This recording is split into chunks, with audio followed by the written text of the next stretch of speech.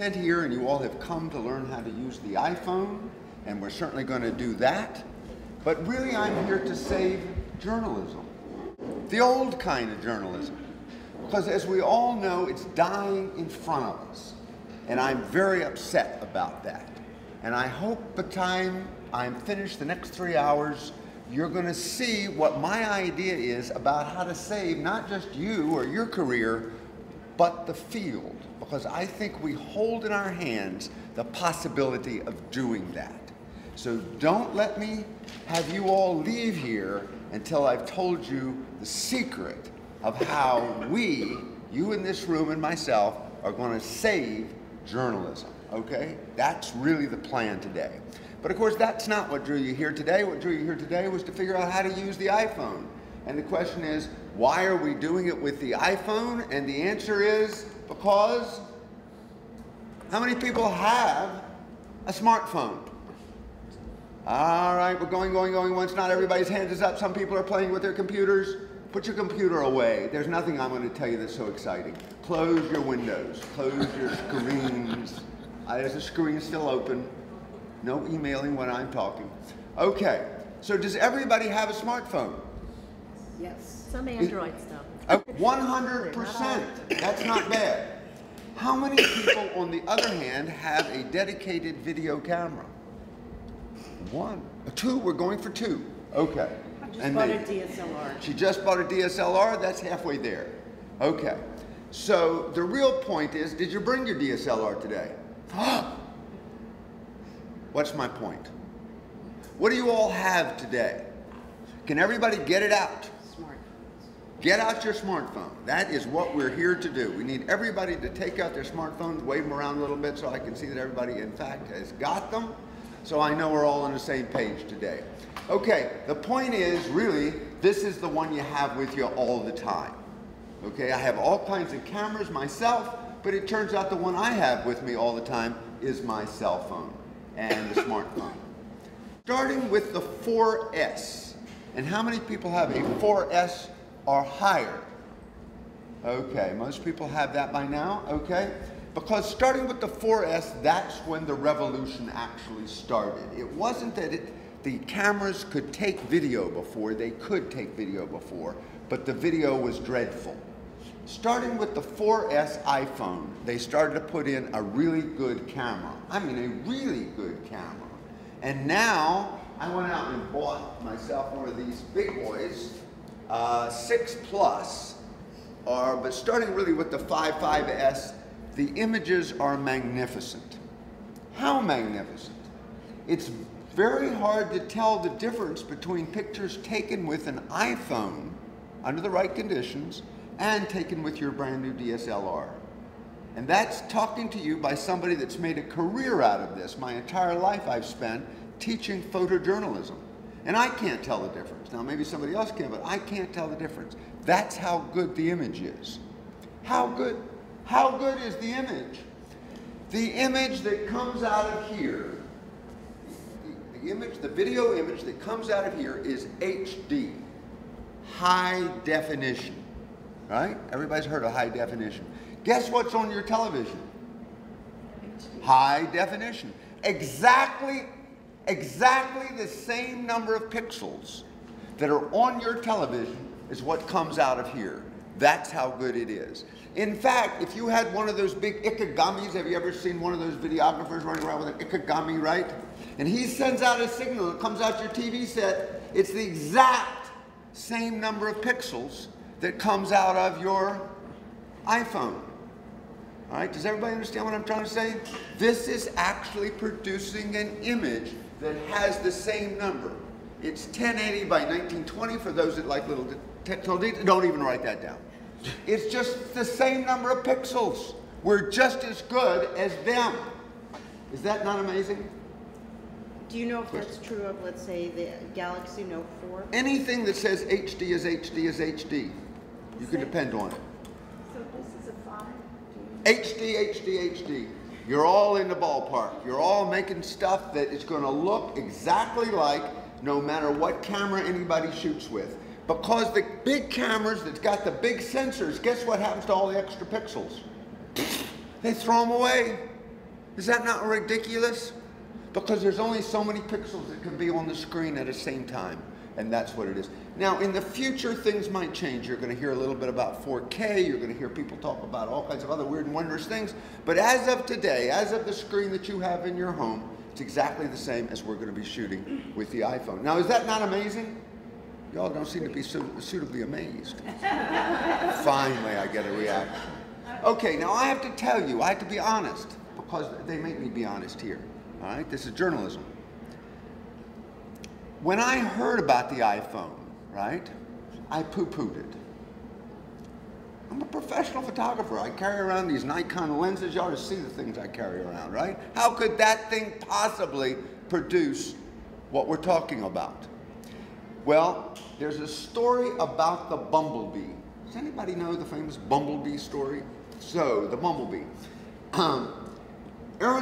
They went to aeronautical engineers and they described this thing. And they said, it's round and it's got little tiny wings and it's fuzzy. And the aeronautical engineer said, based on those principles, it cannot fly. That's exactly what he said. It cannot fly. And guess what came flying by? A bumblebee.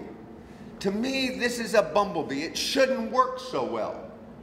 The lens is tiny, the chip is tiny, nothing makes sense.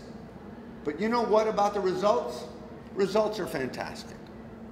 So all I can tell you is that in spite of the fact that it has a tiny little lens and a tiny little sensor, right, it still produces an amazing quality result. So, we're dealing with a very good visual piece of equipment here, without doubt. If you have anything from the 4S up, you're in good shape. But now, a lot of you, well, on that note, let me stop for a minute and have everybody take out their iPhone and shoot a little video. Because that's a shot ever.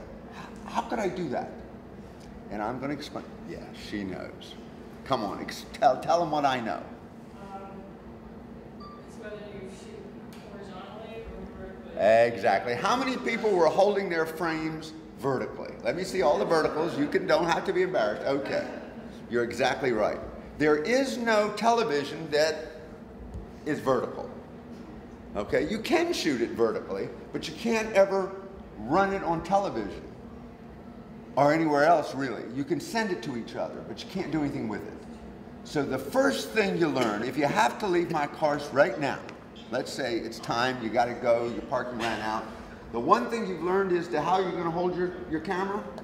Horizontal. So let's take it again now, because I really want you to save this. This could be, the first of all. Up. There we go. We're already rocking. What a class. This is unbelievable. I don't get this good result when I teach it at college. Okay, so we're recording. Everything is going well. Okay, good. We're all horizontal. Let's stop.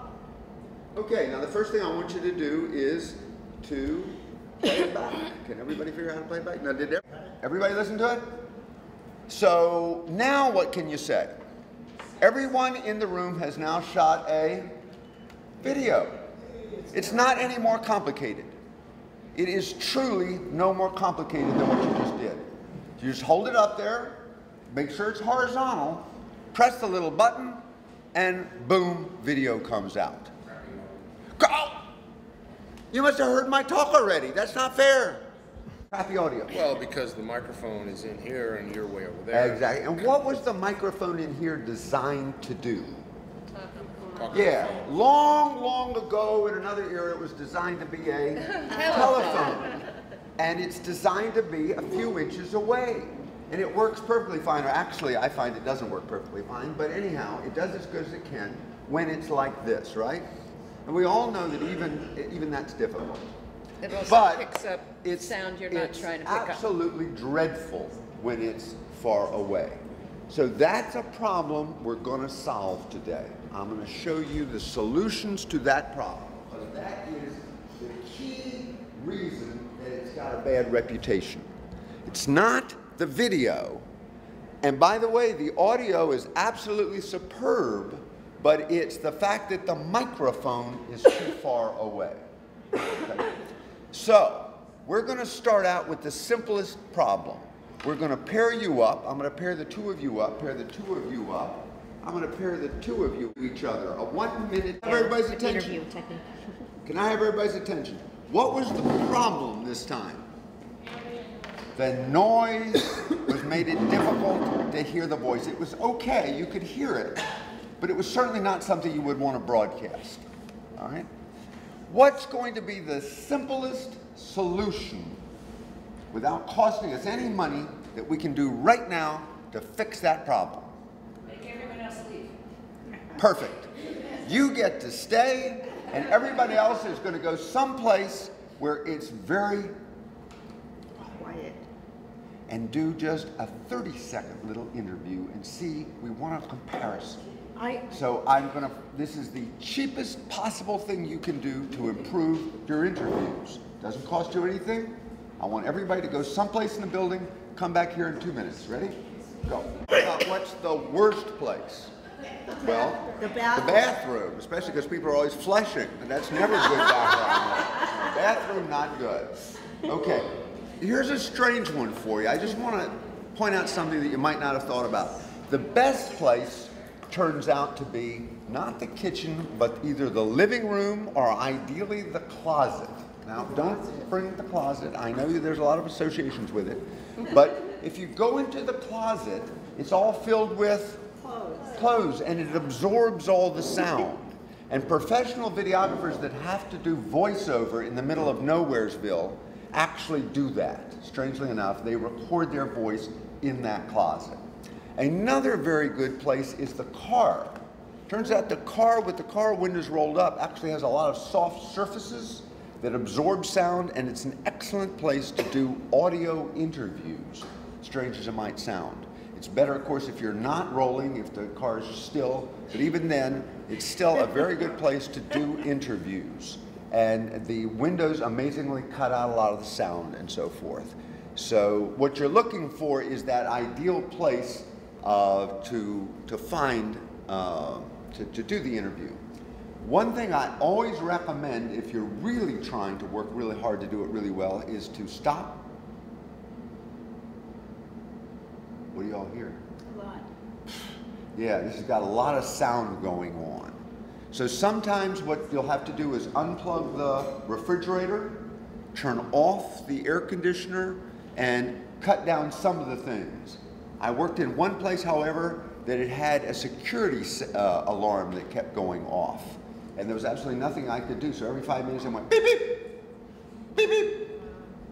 So I had to do short little interviews and then wait for the beep, beep, and then go on. But you have to find some way to find a silent place. Yeah, you know, some of the... Here's the basic principle. The basic principle is that all good recording takes place about 6 inches away from the mouth, whatever the mic is, okay? And so if you can get your microphone 6 inches away, we could do a very, very competent interview even with the iPhone if it was 6 inches away. So now let's try that just for a second. I want you to see the challenge of doing the 6-inch interview. Go ahead, crank her up, and do an interview with each other 6 inches away. Nobody looks good 6 inches away. Let's be honest. Even people from Hollywood don't look good 6 inches close. Now, I'm going to tell you for those that like cameras why that's true. Okay, why is it true? Because the lens that's built in here is actually a wide-angle lens. It's a 28-millimeter lens. And you don't usually shoot a portrait with the 28-millimeter lens. It's a wide-angle lens. It's the reason it works. It's why the bumblebee flies. It's why the pictures look so good. They figured out the perfect lens for most things. But it's not a super lens when you come up close on somebody. So it's just not one of the things that can be done. We're going to find some ways around that problem, but we're certainly going to have to identify. So the key is to get whatever microphone you use very close, whether it's outside or inside. Okay. So what I'd like to do now is tell you that I was faced. I have to tell you one other little dirty fact. Somebody said, I've got my earphones. It's okay to leave the earphones in. Did anybody, by the way, try to record and have the earphones in? Okay. Did you notice anything when you were actually doing the recording? Could you hear the person? I think so. The problem was when I tried to play back, there was no sound. Okay. I found it was echoey and really, I was very surprised that when I played it back, it sounded much better. Okay. So now I'm going to reveal to you the truth. And the truth is, you cannot hear through the earphones when you record the video, neither on the Samsung Androids nor on the iPhone. It's designed not to let you do that. It was designed to be a system in which when you have that plugged in, the plug recognizes it's in and it recognizes it's designed for those little microphones, right? So that when you talk, it doesn't want the voice coming back to your ear because it was designed to be a telephone. It's not designed to let you hear. So in none of the video, whether the video program is the one that's built in or anybody else's, can you actually hear what you record. Why is that a problem? Because you can't hear it while you're doing it. You cannot hear it while you're doing it. Say no more. And why is that a problem? You don't know what you're doing. You don't know what you're doing. You're operating blind. Can you imagine being a photographer and running around not being able to see when you take pictures? I mean, it's insanity. So the same thing is true with video. You cannot hear what you are recording. You can't hear that sound that's going on there. You couldn't hear each other, what you were actually recording when you were talking. You can hear what your ear hears, but you can't hear what the phone is recording, okay? So, I was asked to do some teaching for Gannett. Very strange organization, some of you know about it, but anyhow, I prepared because they bought 4,000 iPhones, so I ran out and got myself an iPhone and started making little videos, and I ran into exactly the same problem that you all just ran into 2 minutes ago. I couldn't hear what the hell I was doing. I would get home, and I think I'd had that killer interview, and there was that terrible noise in the background. I thought I really did great, and it turned out it wasn't plugged in right. I thought it was going to be absolutely fantastic, and it turned out there was a crackle. I mean, there was just almost endless audio problems. Well, you're going to say, but Ken, you're a videographer, you're a visual man, so what? And now I'm going to tell you the sad thing about video. Video is completely driven by Audio. They already knew that. You didn't need it. You can go. Okay, video is driven by audio. You can have absolutely lousy pictures and you'll sit there and you'll watch it for an hour. If you have bad audio for 2 seconds, you'll flip the channel. And you know that to be a fact. You've been riding along in your car, and when it starts to crackle, what do? No matter how good the program is, it could be NPR and it could be that, you turn away. You can't stand it.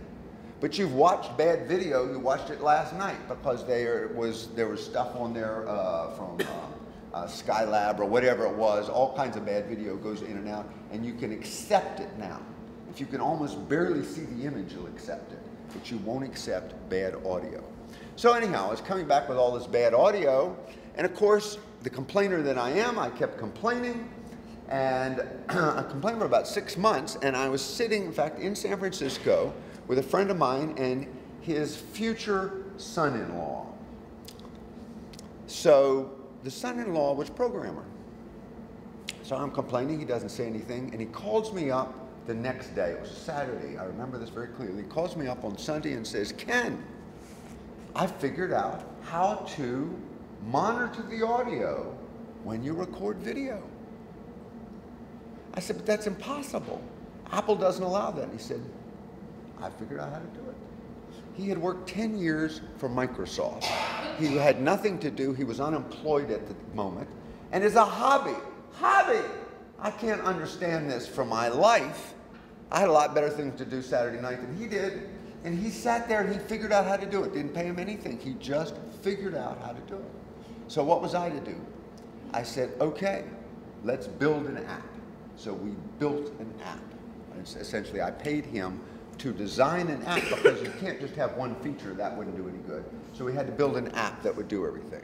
So now I'm going to play you a little demo of my app and show you why I built it and show you why this starts to solve the problem. My app was the first app in the world that allowed you to monitor the audio when you record the video. Now it allows you to do a few other things, and some of you have downloaded it already. Very good. Okay, let me play this for you and see if this will help.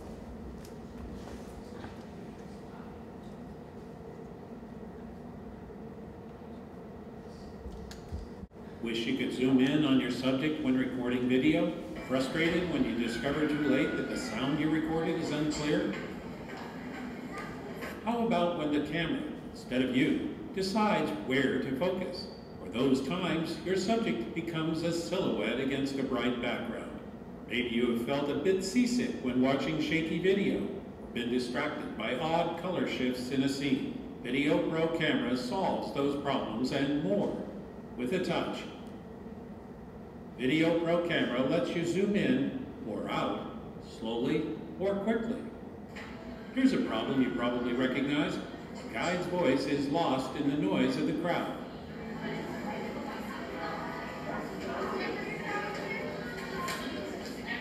Using headphones and Video Pro Camera, you can hear the problem immediately and attach an external microphone to the iPhone to record clear sound. This decorator crap over here that looks kind of like a funny looking spider thing? What? Do you know why he's called a decorator? Problem solved. To demonstrate some of our other special features, we mounted two iPhones side by side on a horizontal support bar. We handheld the support bar for this split screen test. On the left iPhone, stabilization was off. On the right, stabilization was on. See how much easier the video is to watch when the picture is steady? Of course, a tripod is always better. Sometimes you want to control what is bright in a situation. On the left iPhone, we used Video Pro Camera to adjust and lock the exposure on the brightness of the aquarium in the background. On the right, we used the app to adjust and lock the exposure on the visitors in the foreground. On the left iPhone in this scene, we used Video Pro Camera to lock exposure on the subject. The exposure on her face remained constant, even when she walked in front of a sunny background. On the right, we left the exposure on auto, causing her face to darken as she moved in front of the bright light. Your iPhone camera will decide where to focus, which may or may not be where you want it to be. In this clip, we used Video Pro Camera to focus on and then lock on the foreground figure. Here, we use the app to readjust focus and lock on the statue in the background. Controlling focus lets you decide what is important. Lighting conditions can change continually when you're moving about a scene. In this example, the overall color of the room appears too yellow. Using Video Pro Camera, we let the white balance adjust and then locked it. Video Pro Camera transforms the iPhone into a tool even video professionals will love. You can zoom and control the speed of the zoom. You can listen to sound while recording. You can select and lock focus, control exposure, and avoid shaky video and odd color shifts. And now it's time to start shooting your own video story. Okay, see that what I've tried to do with this app is solve different kinds of problems, but the first problem that we're going to deal with is the audio problem, okay? And what I've done is now enabled people to actually hear what they're recording. Now, the sad truth about life in the app world, because I'm sure you all are waiting to hear about this, there's now 1,400,000 apps on them, and I'm one of them. So it's pretty hard to stand out. So I'm happy to talk to you all because it's hard to reach people these days now and tell people about the app. The other problem is that you can't copyright anything. You can't copyright an app. So within 6 months of the time that I came out, other people have now adopted my feature. So sad but true, you don't have to buy my app because you can get it now in 3 other different apps out there. It's a rough world. And so we're contemplating whether to try to make another version of it and upgrade and all that kind of stuff. It's very, very expensive to do. But you get the basic idea. My app works very well. In fact, I'm shooting an hour documentary, which I hope to show you the trailer before the day is out. But the basic point is, how do you record good sound? Right? What was the secret suggested by my little demo here? External mic. External mics. External mics. But there are different kinds of external mics. And they come in 2 flavors. One flavor they come in is wired. Wired's okay. Okay? And in fact, if you have very little money, you can have a wired mic, okay? And that will work. Okay, let me not discourage you from that. I always carry one because everything can always go wrong. Always good to have something wired. 20 bucks, you're better than you were before, right? And we obviously can see that you could clip on the mic, just as you've seen a million times, and run the cord back to your iPhone. Okay? That's not so bad. Excuse me, but is the quality okay? The quality is okay, because the key to all the quality is what? Closeness. Yeah, if you are the 6 inches away, even cheap mics work very well.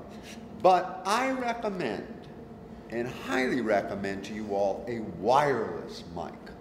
And I'm going to show you various versions of that right now. Let me show you the one. Yeah, it works. I have my setup over here, and I have to tell you 2 things how it all works. The first thing I have to tell you is you have to turn it on, and then okay, okay. Now, if we're good in heaven, and if I've said things just right, I should be able to plug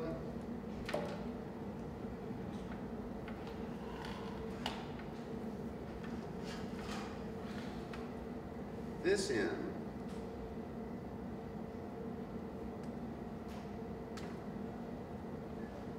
And we'll wait and we'll hope that it comes up on the screen. All right.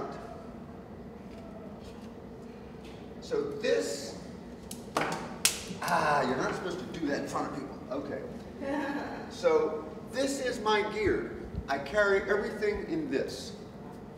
It's not bad, right? I used to be a professional photographer and carried 4 different suitcases with all the equipment, and now it all comes in here, plus that little tripod. So that's not bad, first of all. Second of all, size of the mic. Here is the mic. You want to record from somebody? All you have to do is just go up. I'm going to make you my subject, and you just attach. You don't even have to string it up, okay? Now, you need a few little things. You knew that. You knew it wasn't going to be that simple. All right. So the first thing you have to have is what we call a splitter cable, but a special app, a special cord for the iPhone. Now remember, my app and no other app works on the Android. Your app does work on the Android? Does not work on the Android, only works on the iPhone, and no one has written an app, as far as I know, sorry to tell you this, that will work on the Android. It does work on the iPhone, so let me continue. What this does is this takes the sound and splits it from the sound coming in to the sound going out. And if you don't have this, it will not work. Where are you going to find out how to get this? Well, if you go on my website, and I'm going to give you a card for that, GoPro camera, and if you would pass those out to everyone, and it has my website on there, it'll tell you where to buy the little cord. So you have to buy this cord. Okay, not very expensive, you have to buy the cord. The cord then plugs in and takes that, it's the same jack that you were putting in your headphone on. Oh look, it came up, cute, okay. Everybody? By the way, the picture looks absolutely dreadful. I don't know, something is going wrong every time I'm doing this. I think it's screwing up the projector. All right. Then, this is the receiver. Could it be smaller? Yes. Oh, it could be smaller. It's pretty hard to get a receiver that's smaller. I don't know of a smaller receiver. It's pretty small. This is Bluetooth. And I'm going to take this back from you, and I'm going to show you how Bluetooth works. So, with this, I'm going to turn them off. There's just a single battery in here, and you turn the two of them on, and they start talking to each other. Do you see how they lit up? If I just have one on, this one gets lonely. This one will turn off. And this blinks, and it tells you it's lonely. All right, can everybody see that? And now I'm going to turn on both of them, and they're going to find each other. You don't have to do anything, no numbers, no plugging in, no nothing. Done. How's that for simple? Cool? Okay. This then goes back on the subject.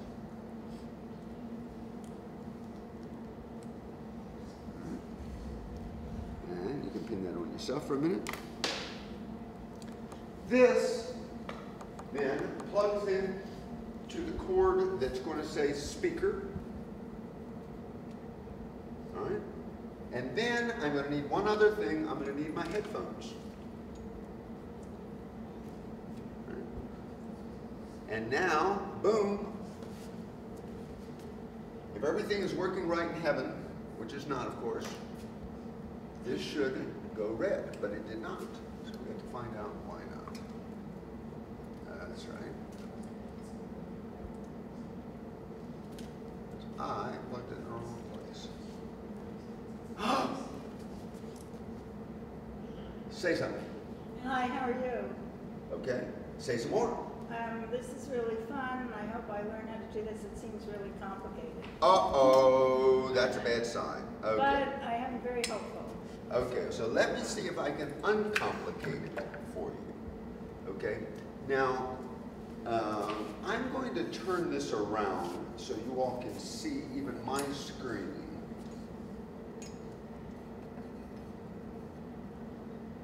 Can you see my screen? Can you see the little red? All right, so that's what we're looking at, is the little red line over here. Okay, now explain what happened. Where did I lose you? Oh, no, you didn't really lose me. It was just when I saw all the brightness and the focus and the lockingness and locking. Okay, remember now, we're just worried about the audio. I know, okay. We're just going to worry about, how's the audio? Is that easy to see what I just did? No, it's very easy. Okay. Is anybody having troubles? Because that's what I'm here to do. One place, you talked about a receiver and then suddenly you had two. Ah! Okay, very good point. Half or The damn things look identical. okay. Okay? But luckily for us, Sony has written receiver and microphone on them. Otherwise, I wouldn't know the difference. And they come together? You get them in a little package, and the two come together. And so, Okay? And can you use that for audio, just audio? Or You can- it's video and... Exactly. You can use it for anything you want. You can use it with your DSL camera. You can use it with that video camera.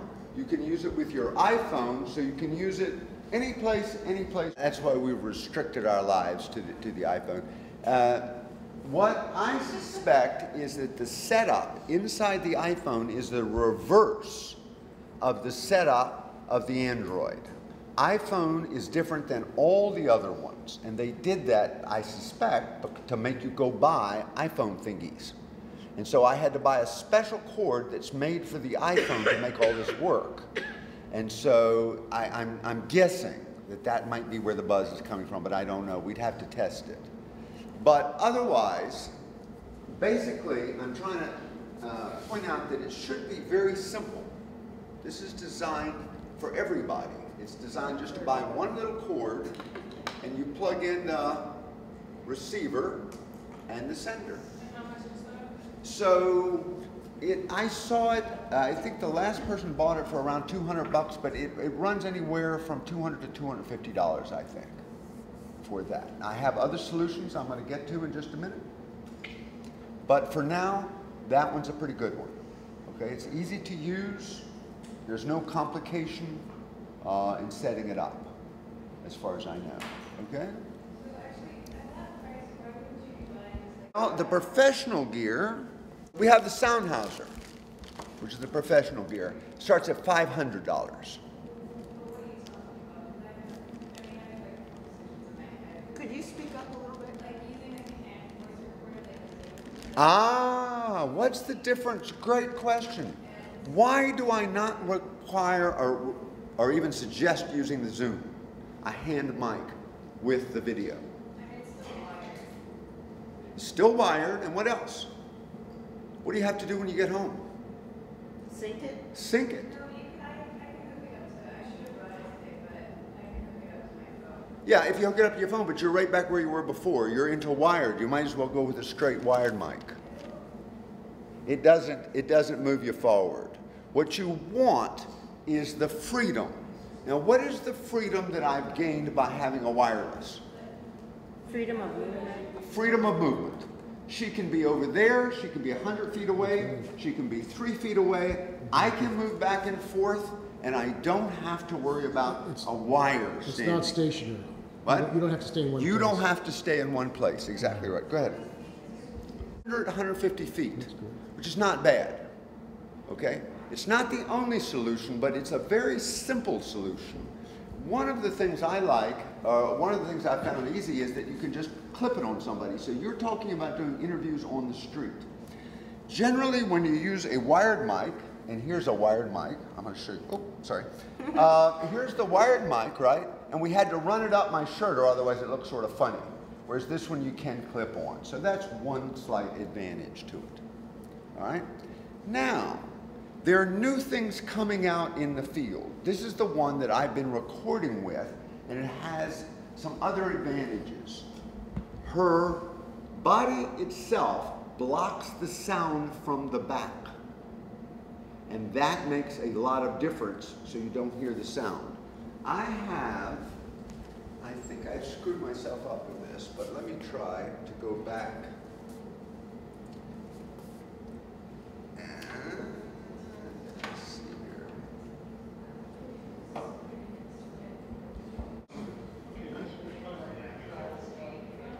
Okay, shh.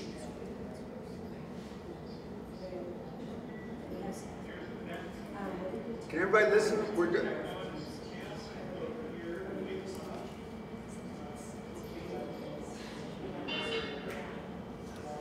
Shh. Excuse me.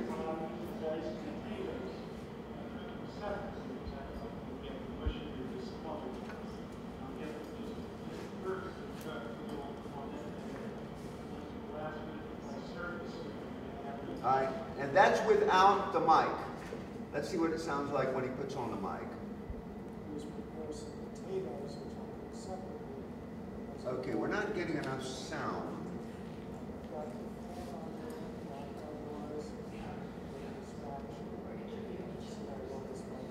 I don't know. Okay.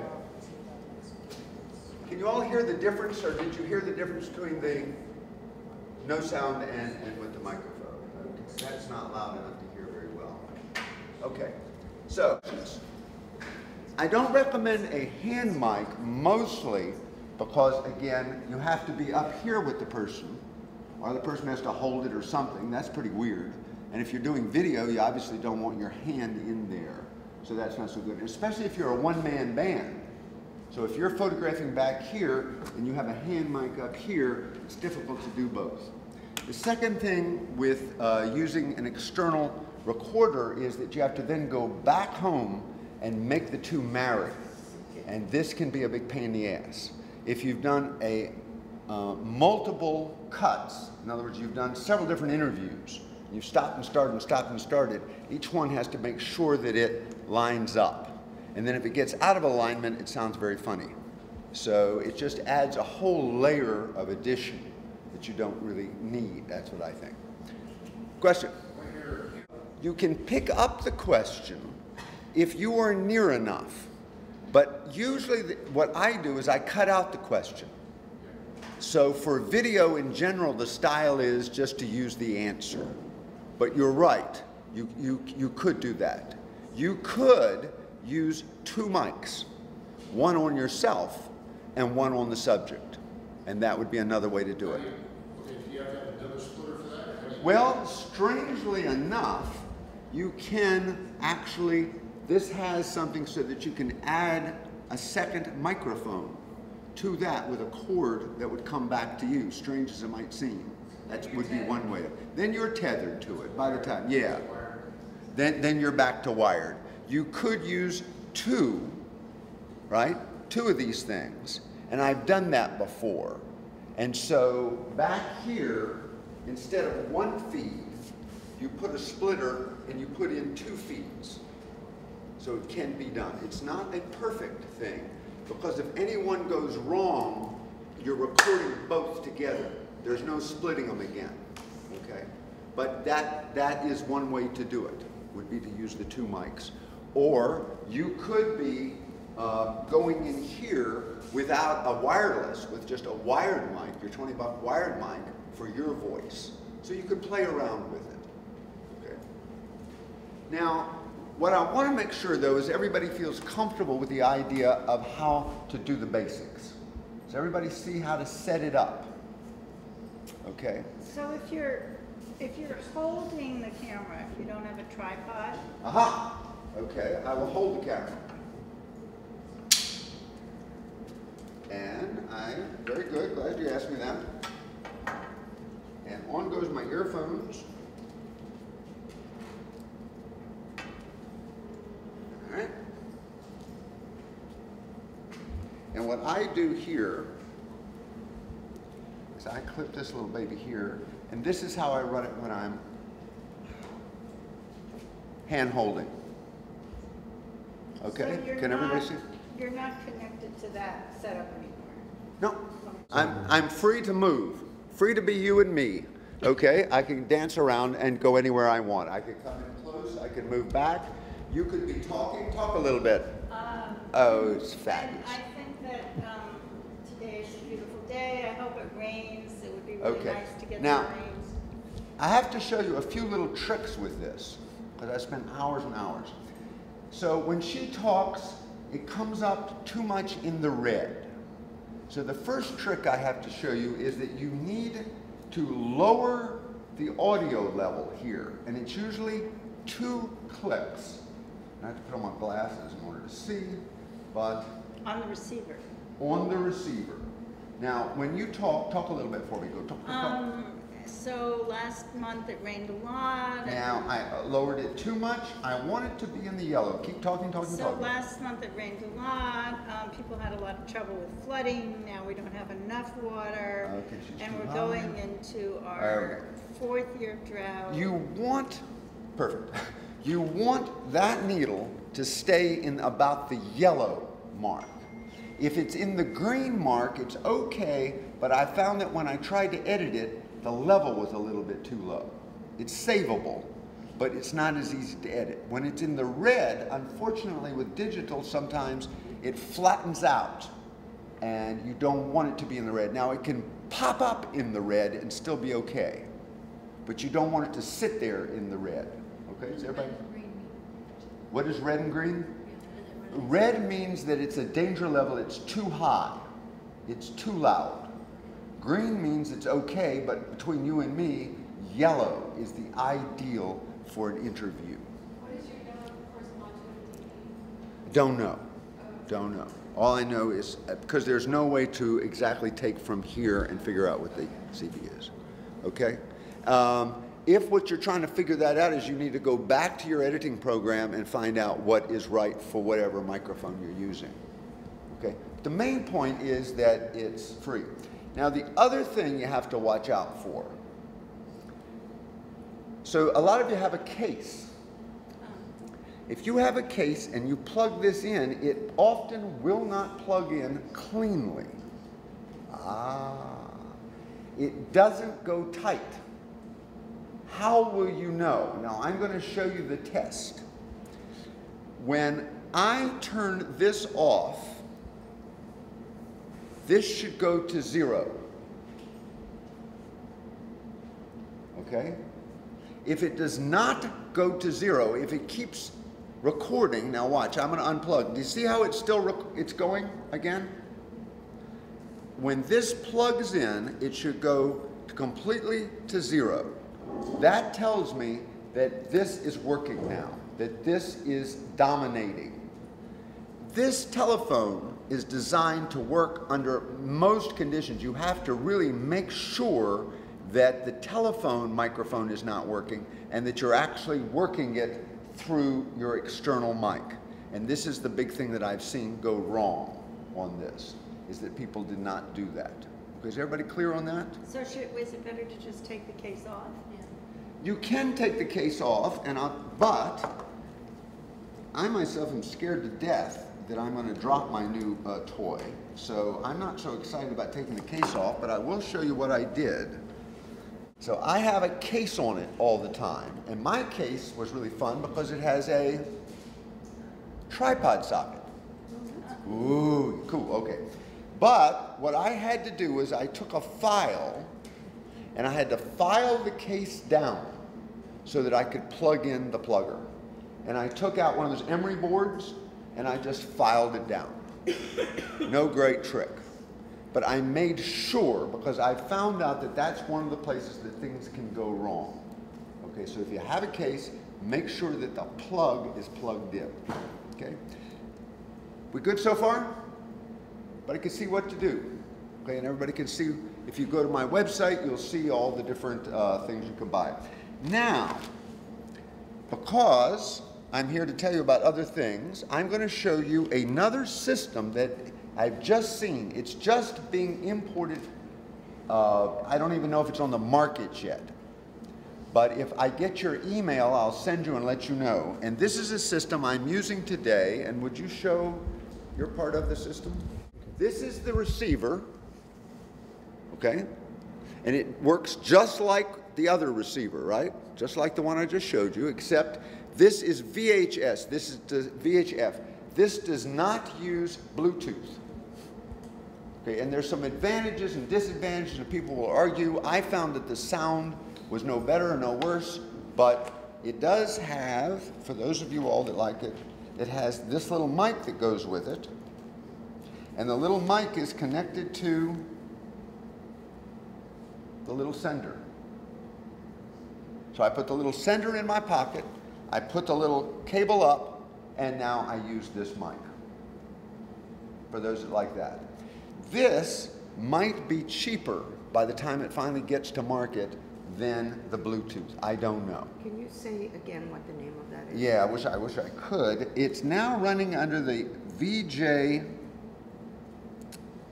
Center label. As we all can see, this is a stamp that the person has put on. That's not who makes it. It's made somewhere and this guy has labeled it. And again, is this designed for an iPhone only? No, this in fact is not designed, I think, specifically for an iPhone, but I don't know. Now remember, I've never tested this with an Android because I only have iPhone. So this gives you an option. Okay, and now my other option. I like, this is my Sennheiser, $500, excellent quality. I'm still trying to figure out whether it's any better than any of the others. But anyhow, we know this is excellent, and you can use it also. Soundhauser? It's called a Sennheiser. Soundhauser. Yeah. So, if you have it, S-E-N-N-H-E-I-S-E-R. Now, myself, I don't recommend running out and buying this tomorrow. Okay. I would recommend buying one of the more inexpensive ones because I think it'll really do the job for what you need done, which is basically interviews. Okay? So the one point I want to leave you with now at our break is the idea of getting something that's something, okay, which it could be wired or unwired, but the wireless is the easiest to use if you're going to do video. Now, it's especially good. You saw the shot I did of the woman with the crabs. If that had, back earlier, you saw the woman was talking to the children with the crabs. Oh, the crabs. Yeah. Crabs. Okay. If I had had to do that wired, think about what that would have taken. So it's especially good for doing candid video. And that's what you're really trying to achieve. In my mind, that's the gold standard. What do I mean by candid video? Does anybody know what that term might mean? Unrehearsed. Unrehearsed, what else? Unscripted, what else? Spontaneous. As free of equipment as possible. As free of equipment as possible. And they can be running around, they can be working, they can be chopping, they can be yelling, they can be doing whatever they're doing, and we can record them with video. And that's what the other systems don't allow. And that's what I'm trying to get you all to achieve. So doing an interview is pretty straightforward, but when you get past that, then you really need the idea of they can do whatever they want to do, and you can just be there to record. So what if you want to record a group of people? If you want to, Good question. so you want to record a rounds in a hospital and there's 5 or 6 people there. Yeah. Okay. So there's lots of reality. How would Hollywood have done it? Let's start there. Who knows how Hollywood would? Mike, Everybody Mike, would have been Mike. individual Mike. Everybody. And off to the side is this guy with this huge box, and he's got 5 different inputs coming in. He's got basically 5 different abuse things coming in, and he combines them all. But you don't have him. You forgot to hire him today. All right. So what's the next level down? How would the documentary world have done it? Boom mics. Boom mic. Exactly right. So they would have basically hung this, or the receiver, off a pole, and there would have been a second person. And when you talked, and when you talked, and when you talked, you forgot to hire the boom person also. Right. I really forgot everything. Okay. So we're down to us, because my guess is that that's the future. My guess is that the future of this whole business is a one-person band. Okay? And that's us. That's what I'm here to tell you how to do. So what's the best we can do is really what I want to tell you. Not the best possible, but what's the best. So one of the things that's interesting is if we were in this room and I had to do 2 of you, I could sit it on here, get you all to sit together pretty close, and it's pretty good. Not perfect. I'll tell you another thing. If the 2 of you are standing there and I had the 2 of you sit next to each other, or the 2 of you sit next to each other, and I put this on the side nearest the other person, I get pretty good interview with 2 people sitting there. Not bad, not perfect, not bad. After that, it gets a little chancier, okay? It's very hard to do professional work if you have 7 people all lined up on a big stage. Now, usually on a big stage, they have what in front of them? Mic.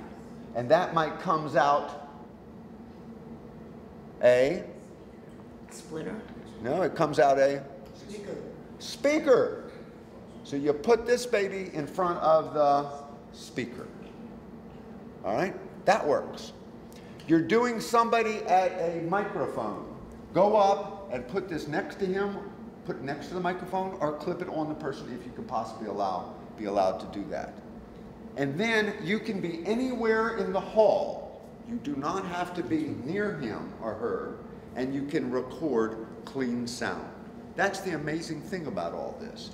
This is the reason that we're not getting good quality on the iPhone. It's not the iPhone. The iPhone records audio at 4,400 kilohertz or even higher. You can do 4,800 kilohertz. In other words, it does it perfectly. It does it as good as any other sound recording piece of equipment. It's the mic. And it's not so much the mic as what? The What have you learned? closeness. She's getting good. It's the closeness. That's the secret. So Okay? essentially, right now, if I want to record, like let's say I want to record in a very small exam room or something like that, right now, and I want to record 4 or 5 people, right now my only choice is to put it on one person and get them as close as possible to each other. That would be the easiest way to do it. Okay. Yeah, I wouldn't get any more complicated. because it just gets too complicated, and it will record beautifully. Is there a doctor, usually a lead doctor? Well, there's a lead somebody. Well, put it on the lead somebody. Yeah. And generally you will get the questions, you will get the other things, but it won't be as perfect. But when you see it, nobody is going to think, ah, she didn't do a professional thing, because people don't expect that from a candid moment. They understand there's going to be different levels. So I wouldn't worry too much if the people are close together. Okay, if the people are far away, there's no hope. Yeah. But the people are close together. Well, You how can do all close? this. Like 6 feet or? Well, you have to sort of experiment and listen. But what have I taught you? What are you going to always have on your head? Oh, right. You're going to have headphones. So it's not going to be any mystical thing that you're going to try to figure out. You're going to figure it out right on the spot. You're going to You say, use the earphone. okay, now. Like if you're doing that and you can hear one person really well and not the other, would you using the headphone and you would up the volume with the other speakers, or? You can.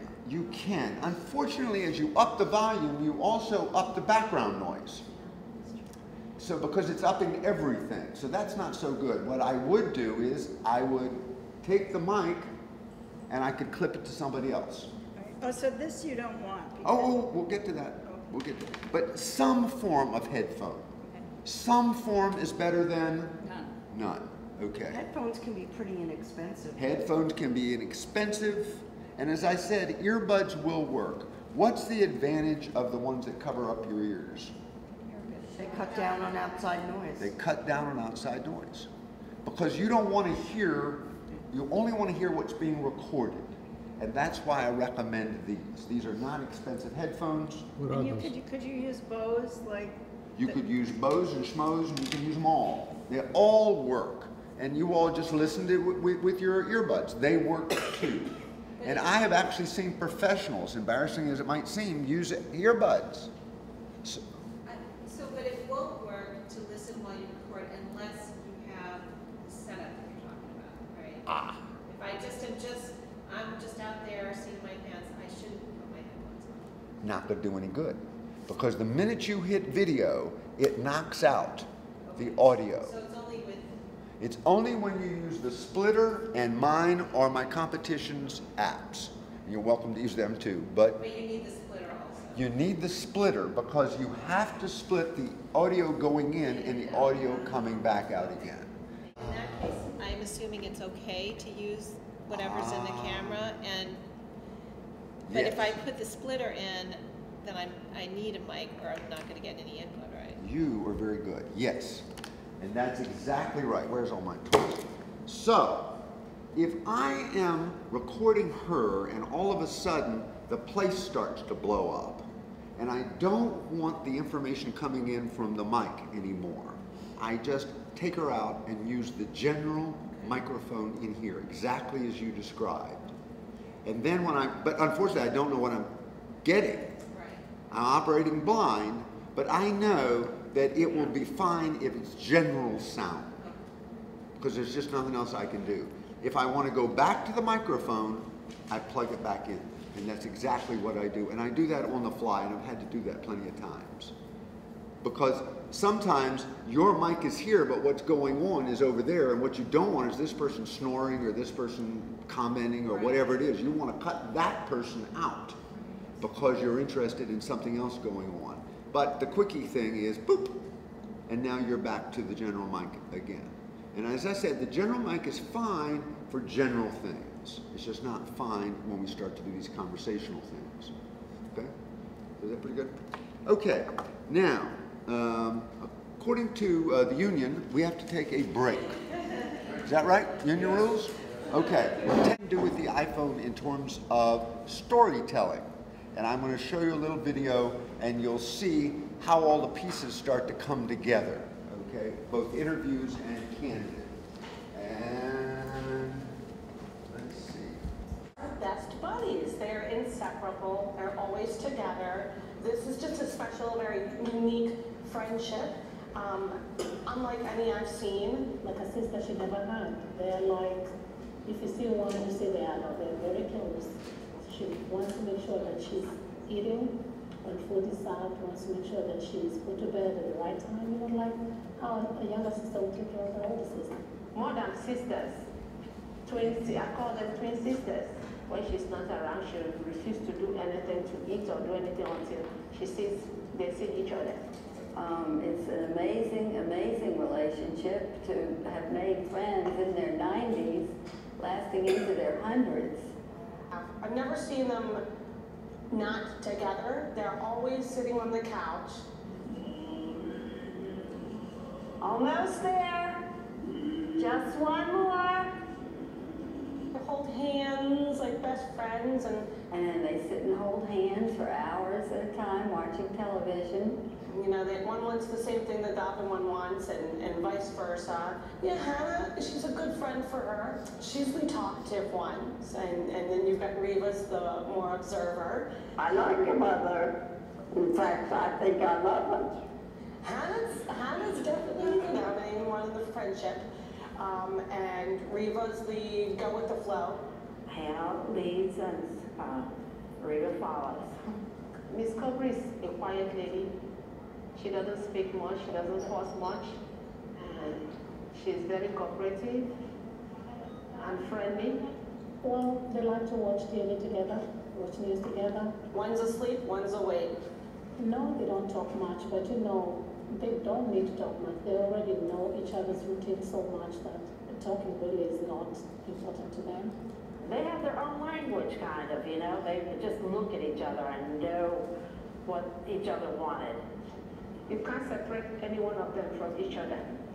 No, I want her in here, Miss Street. I want her in here. Come in here, Miss Kobré. You stay right there, Miss Street. First you want me, and now you want her. No, Miss Street. I want Miss Kobré first. Hold on. Come in here, Miss Kobré. They eat together. Whenever she's getting out of the dining room, she wants to go with her. She goes to bed, she wants to sleep. She makes sure both of them goes to bed together. They walk together to the activity to watch television. Wherever she goes, she wants her to be by her side. So they know they need to get up and walk. So every day they do. They get up, get a little exercise. They walk down the hall and back. Funny, I got to tell you a story. We used to go over to the Oak Room to eat. And on the way back, they would run, just because they could. We try not to separate them, cool and less, otherwise we try not to. Okay, I'm gonna put Miss Street to bed now, okay? All right, I'm gonna wash her up. You okay, Miss Street? You okay? Hannah had one room and Reva had the other. Yet Reva came to Hannah's room and would sleep all overnight. So finally, after a couple of years, we decided they should be in a room together. It really worries me what's going to happen when one goes, and that is going to happen. They're exactly how I want to be when I get to be their age. I want a friend just like one of them, you know? Almost there. Just one more. Or now. Wow. So it's pretty amazing. And still moving. Wow. So there was a very famous article in the New Yorker, I think it was, and it was about a famous person that never gave an interview, never gave this person an interview. And so what they did was they interviewed everyone around the person. And in fact, the interview never actually included the person themselves, but all the people. So that's what I wound up doing. So all the voices you hear are all the people that work with my mother on that. Now, there was one shot that I had to have in order to make the story. What was the one critical picture that I had to have? The two of them together. Well, we had various pictures of them together. That wasn't so much. But there was one picture that I had to have. Well, we had a close-up on my mom. That wasn't too difficult, but there was them holding hands. Why did I have to have that? Because they kept saying they held hands. So now you've learned the second most important thing about video, and that is what you hear, you have to show. What you show, you have to hear. And if you'll remember that, That's the secret to making video. How you do that is can be complicated, but that's the basic principle of making video, okay? And that's video when you go past just the interviews. Now, I had some interviews on there, right? So you could see the interviews, and you could pretty much see how I did it, okay? So whenever possible, I always put the camera on tripod. Why? Stabilizes, otherwise it goes up and down, and for a long interview it's very hard to hold. So that's a very important feature that we're going to talk about a little bit more, okay? So that was for the interview, and then I would put the microphone on the person, and then sometimes you would hear the person talking and you'd see them, but sometimes you would just hear their voice. So we would cut the video and the audio apart in editing, and I would just use the voice. Because remember, you never heard what voice? What voice did you never hear? Your mother's. Well, my mother, but there's another voice you didn't hear. Yours. Mine. What you don't hear is that I'm asking questions all the way through, right? These people don't go say all these great things to you by chance. They say them because you keep asking questions and keep trying to bring out this. But the style of video, at least that I teach and that we try to get you to do, is to cut out your voice or the asking voice and just leave in the responding voice. Can you say what program you use for? Well, I use Adobe. Actually, that was probably done with Final Cut X, but I now use Adobe. It does not matter. It turns out the two are interchangeable. It turns out whichever one you learn to use. In fact, iMovie, you can do it all with iMovie. Okay, whatever you can stand to use, use it. Okay, the important thing is not the editing program. If you have no good video, no editing program can save it. If you have great video, you can still screw it up, but the program doesn't save it. All right, so I knew that the subject was my mother, all right?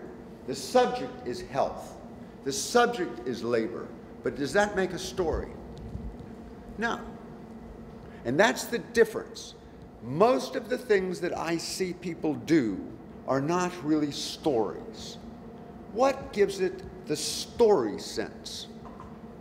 What made it into a story that held you for 5 minutes? Friendship. Right. Why did that make it into a story? Because it was something about your mother that someone could hold on to for 5 minutes. Yeah. Experience. Because you have no interest in my 104-year-old mother in and of itself.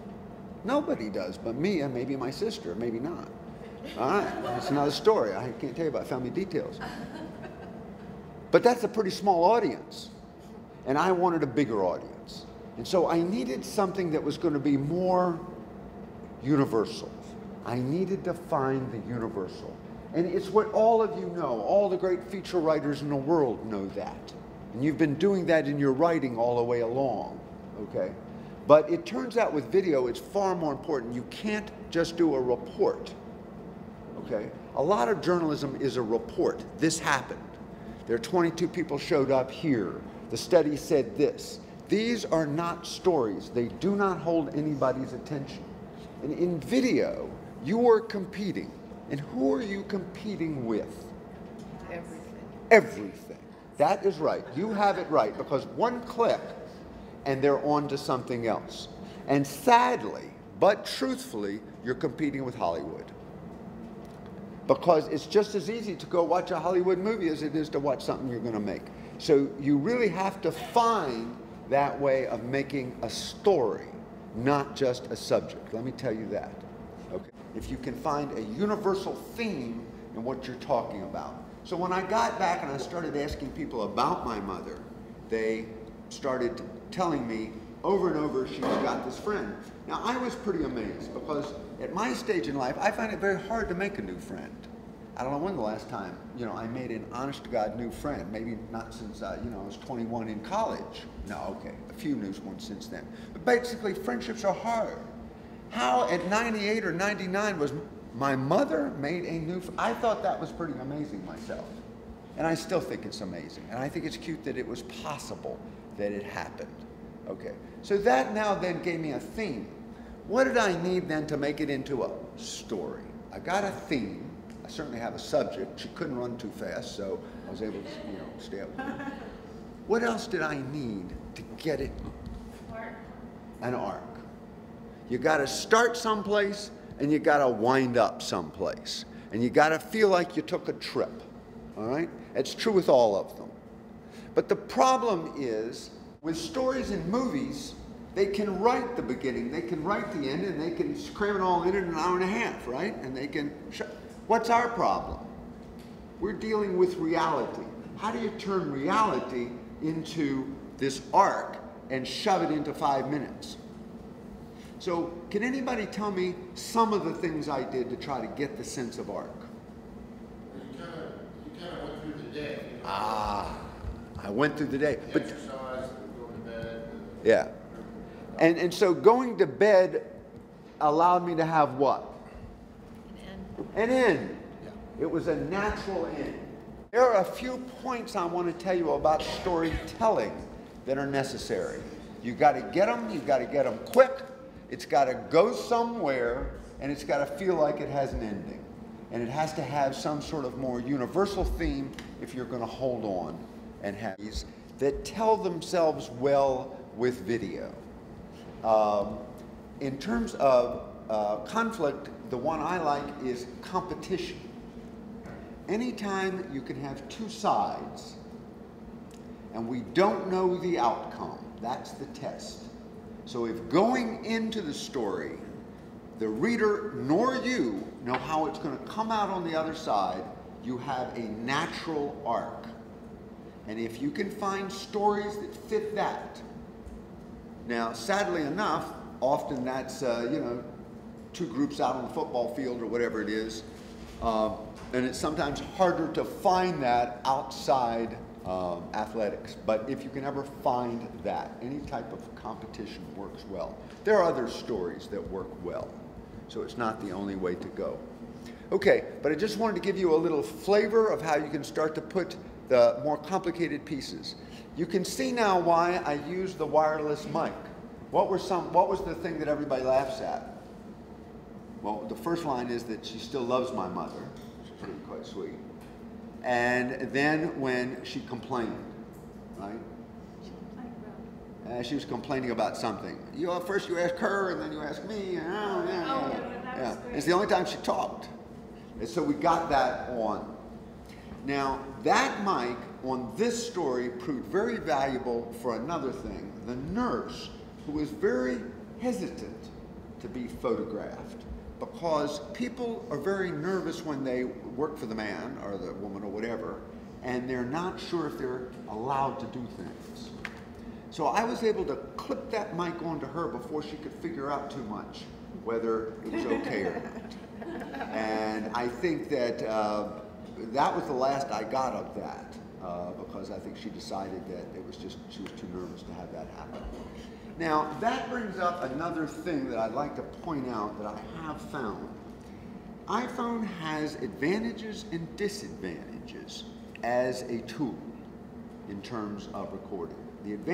One of the advantages we talked about was it's with you, it's light, you already own it, you don't have to go out and buy it, all these kinds of things. There's one other advantage. People are not afraid of it. Everybody now in this room has been photographed. Well, of course, you've all been just interviewed. You've all been photographed by an iPhone. And probably before this, people have taken your pictures, they've recorded things. The world now has been recorded on that.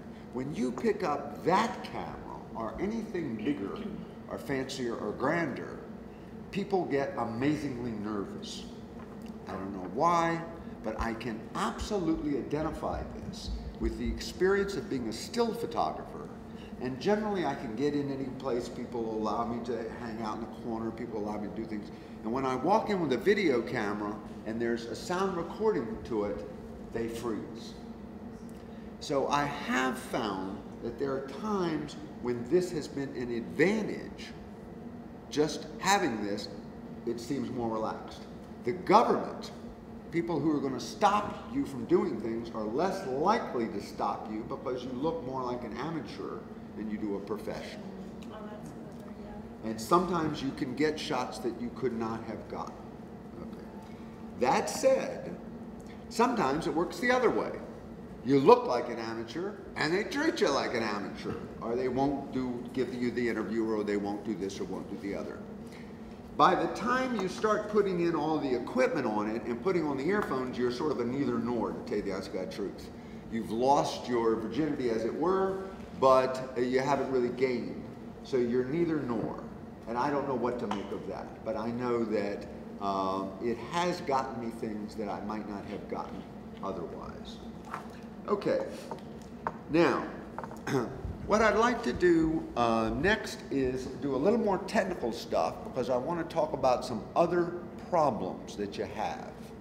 And the first problem is, we started to talk about the tripod. As you pointed out, if you don't have the tripod, it wiggles, right? And that's not very nice. And you all have seen that. The first sign of amateur photography is the wiggle. And everybody's agreeing with me. Okay? Now, the worst thing is the audio. You get the audio straight, you can have all the wiggle you want. No, you can't. But let's try to solve the second problem. Now, the second problem is solved with a tripod. Now, let me show you what I use and why I use it. This tripod collapses.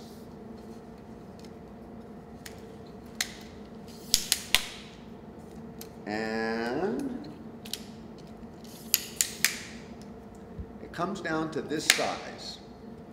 Okay? Now, many of you have a tripod. How many people do have a tripod? Okay? Okay, you have some tripod. Now, we sent out a message asking people to bring their tripods. You brought your earbuds. How many people actually brought a tripod? Okay, what have we learned from that little lesson? Having the tripod at home doesn't do you much good. Or in the car, still doesn't do you much good. It only does you good when it's right here. So, the bigger the tripod, the better. There's no doubt about it. Okay, I'm not against big tripods. I have big tripods and all that kind of stuff. But nobody wants to carry a big tripod. So I recommend getting the smallest tripod you can to get away with it, right? So this isn't the best tripod. It's the smallest one that I could get that would still bring it up to my height for me to see. What's the brand? This one is a Slick, S-L-I-K, Video Sprint 2. And I'll tell you a few more things about it. Having tried a lot of tripods, in fact, I bought extra tripods. This one's made of metal. I ordered another one and it was plastic and it broke in 1 hour. Okay? So that's a good thing about it. And this one has another little feature that's very valuable for you all. It has what we call a quick release head. It goes on, and now I'm ready. It goes off, and now I can run around and shoot by hand. So that's pretty cool. All professionals that are serious shoot on a tripod. Don't fool yourself. Okay? The more that's on the tripod, the less it's going to shake, the more professional your video will look. If I could do two things, I'd get everybody to use a wireless and everybody to use a tripod. I have a couple of tripods for other things, like Yeah. for a camera and for a photoscope, and they have the screw on top. Is it possible to buy? Correct. Now, let me show you where we're going to go with that. So, did you see what I had to do for my phone? I had to get this little device. Let's see if I just take this out.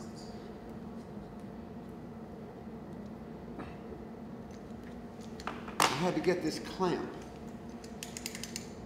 And what's that called? This clamp is called a Reti. How do you spell that? R-E-T-I, Reticam, R-E-T-I-C-A-M. And I had to get this because this is the only one I could find that would work with the 6 Plus. But, fear not, very $5 option. Yeah. Clamp. iPhone inside, tripod socket. And what's that called? That's called the unknown brand that sells for $5. If you go to my website, we list it. But the main point I'm trying to make to you is you need something to attach from the camera. Yeah, you can use it. Go ahead, Steve. Something that will attach this to a tripod socket. That's what the basic point is. Whatever you use, it really doesn't matter. I've got different varieties here, but from cheap to more expensive. But in the end, that's the one piece you need to get. How do you do it? All right, and so this is going to look like this, and this pulls up. Oh, pulls up, I see. And we'll hope she fits.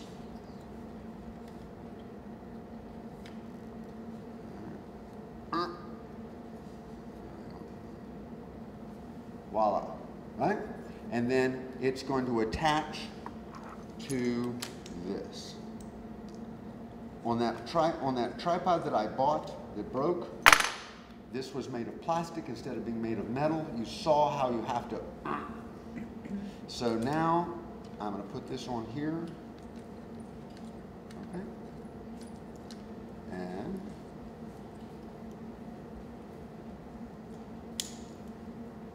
good. And now she fits on here like this, and you're in business. So the tripod doesn't have that attachment when you buy it? The tripod does not have the attachment for the iPhone. No. And so what I did here is I have a case with the socket built in. That's pretty cool. But I could not find a case for this yet. Nobody's made a case yet for this that has the socket built in. They're making them, but this is out too new yet. But this clamp works just as well, okay? Typically when you buy that, will the online store say clamp that goes with this? Yes. You will look for a tripod and tripod clamp on the store, and you want to make sure that it will fit with whichever phone you've got. That's the problem. Because if you buy one and you have the 6 Plus, it will not fit with it. Or if it fits the 6 Plus, it's too big for the other ones. Okay, but this would have fit on here like this. Okay, and again here on like this. I'm going to screw this back on before I forget. Correct? Pretty good. Isn't that amazing that I have one? Okay. Better than nothing.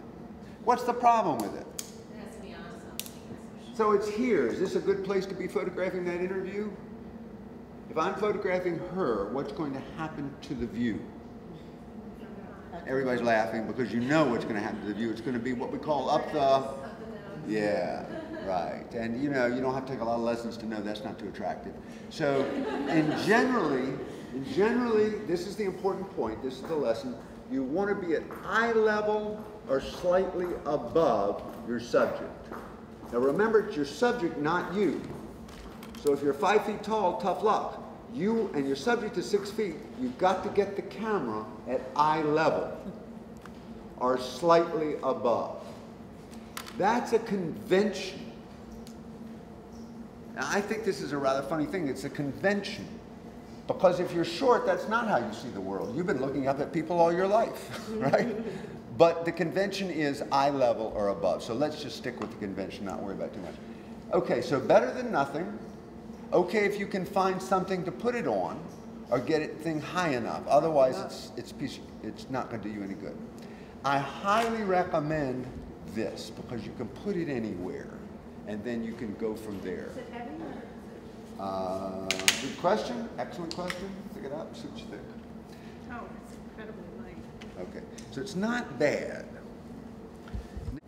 Okay, even lighter, but what do you think is going to happen with this when I extend it all the way? It's not going to be tall enough. It's not quite tall enough. Okay, but possible. You can see this one's even lighter, but better than? Yeah, so if you remember that lesson, and then here's a standard, but you'll never carry it. Too big. Too big, too heavy, grand, I'm happy for you, but you need an assistant or something if you have an assistant, all right? So there's nothing wrong with them. They all work. Right now, but use something. That's the main thing. Okay, now I'm going to tell you a few little secrets. Oh, that I think the one that I likes. Yeah. $87. Yeah, not so bad. Not free, but not so bad. Okay, but no matter what I say, we all know that there are going to be moments when you cannot shoot on the tripod. Now, I'm afraid to open Pandora's box, but since I've only got this time with you, I've got to tell you the truth. You can't shoot everything on a tripod. Wish you could. You can in Hollywood. Why can everything be shot?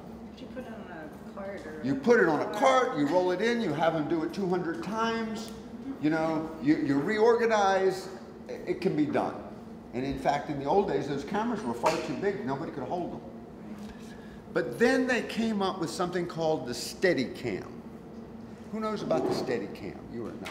What did the Steadicam do for us in Hollywood? Well, gosh, I don't know. I'm nodding because I've heard of it, but I think somebody can walk with it and follow the subject. Exactly. And so it revolutionized filming because they didn't, before then, they had to build a physical track.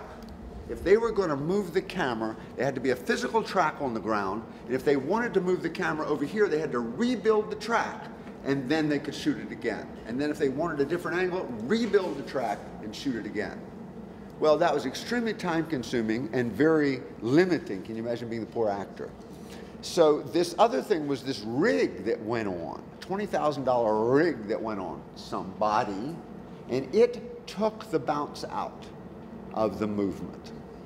Okay, and that was cool. And a lot of the film you see today, in fact, most of it is done that way. All right, and that was good. That really relieved it. Now, on the video end, they haven't, there are a few things that will help us. The first thing is you notice that my app has a feature that steadies it, stabilization, right? You saw that my little demo of that? Oh, that's pretty good, except it's only pretty good. Okay, there's the honest to God truth from the guy that came up with this thing. It's only pretty good. It doesn't really remove. It's better than nothing. How does it actually work? What it does is it takes a smaller piece of the frame and it recognizes movement and it electronically compensates for movement. There is, however, a new software out there, not mine, but somebody else's, called Stable.